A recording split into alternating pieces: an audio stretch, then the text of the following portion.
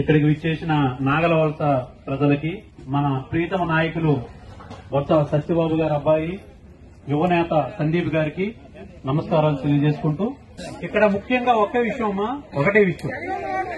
మనం ఒక cash income కావాలంటేనే mandal office చుట్టూ తిరిగాల్సిన పరిస్థితి. ఎరువుల కోసం మండలాఫీస్ చుట్టూ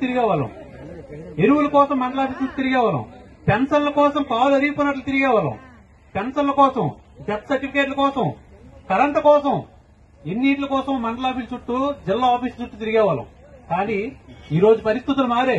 జగన్మోహన్ రెడ్డి గారు అధికారంలోకి వచ్చిన తర్వాత మీరెక్కడే తిరగకుండా, మీ పార్టీ ఏదో అడగకుండా, మీరు టీడీపీ జెండా మోసారా, వైసీపీ జెండా మోసారా, జనసేన జెండా మోసారా చూడకుండా మీ ఇంటికే పథకం అందించారు.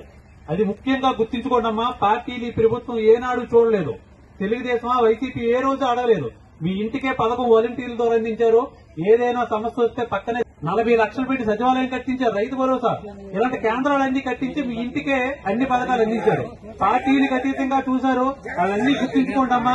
మన ప్రీతమ నాయకులు సత్యబాబు గారు మనకు అందుబాటులో ఉన్న నేత, చంద్రశేఖర్ గారు ఎవరయ్యండి మనకు అందుబాటులో ఉన్న నేత, వాళ్ళ అబ్బాయి యువనేత, ప్రజలకు సేవ చేయాలని ఆశయంతో ఎన్నో ఉన్నత స్థానాలు వదిలి ప్రజలకు సేవ చేయాలి, ఈ నియోజకవర్గం, ఈ జిల్లా ప్రజలకు సేవ చేయాలనే ఉద్దేశంతో ఇక్కడికి వచ్చారు.